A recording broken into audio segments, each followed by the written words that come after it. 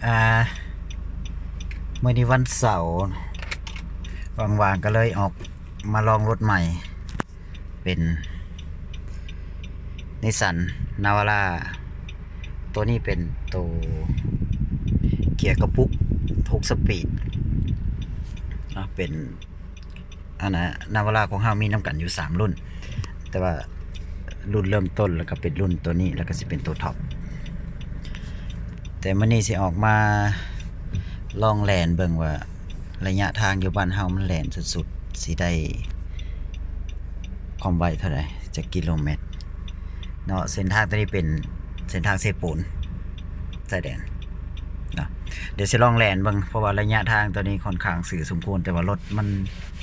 หลายอยู่ทางหน้าบ่ฮู้ว่าสิสปีดได้ส่ำใดเดี๋ยวสิลองสปีดเบิ่งโซเฟอร์ใหม่เด้อรถก็ค่อนข้างยังใหม่แล้วก็โซเฟอร์ใหม่ลองแลนเบิ่งแต่ว่ามันบ่มีผู้จับโทรศัพท์ให้รถก็เกียร์กระปุกเนี่ยเนาะมันก็ตอนสปีดทำอิฐต้องยังลำบากอยู่หน่อยนึงเดี๋ยวเราสปีดได้ทีแล้วเรามาจับข้างหน้าเป็นด่านตำรวจเดี๋ยวเราไกลด่านนี้ไปหน่อยนึง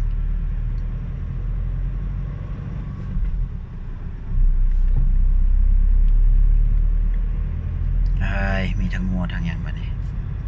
ตอนค่ำๆสิเนาะ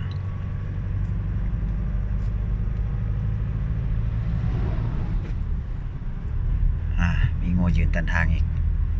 สิสปีดจังไหนน้องมาเนี่ยโอเคเดี๋ยวเขาใส่เลข5เลข6ได้กันโอเคเดี๋ยวเหยียบกันเบิ่งมาเนี่ย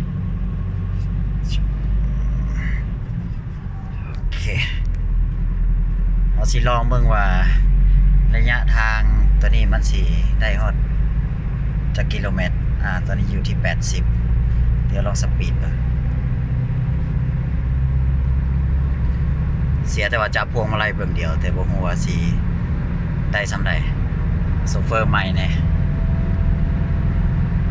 ซันนาวาร่าเกียร์กระปุกแห่งปี450ตัวนี้จาก2,500เดี๋ยว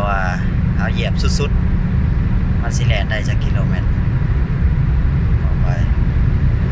คราวเดียว160แต่ว่ายังปกติอยู่พวงมาลัยบ่สายเนาะได้จับพวงมาลัยเบิ่งเดียวระยะทางได้ไปทางขึ้นเซปูนได้170ถ้าบ่เป็นทางโค้งนี่เย็นแล่นได้สบายเลย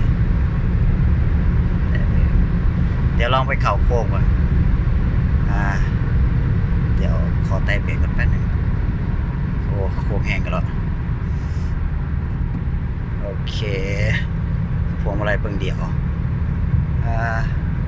เขาโค้งกระจับถนนดีสปีดได้ดีอยู่ลอยซาวเขาพวงได้สบายนะเวลาถ้าจับพวงมาลัย2 เบื้องน่าจะเข่าได้อยู่ประมาณ100 ซาว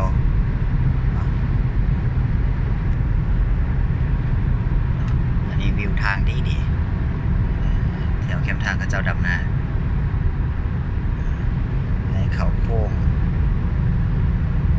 ถ้าว่ามีรถสวนนะเขาโค้งได้สบายนะเวลา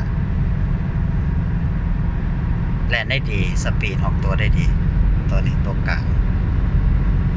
เป็นตะลินเดี๋ยวเอาอีกรอบหนึ่งสปีดไปทางมันบ่ค่อยจะสื่อปานใดทางมันจะโค้งแต่ตัวงัวตัวควายเลยทางหน้าก็แล่นสปีดไปเลยแต่ทางสื่อๆนี่ก็แล่นได้ถ้ามี2 คนจับโทรศัพท์ให้ผู้หนึ่งเนี่ยผู้หนึ่งแล่นสบายเส้นทางตรงนี้รถทงหมอสงสัยมีอุบัติเหตุ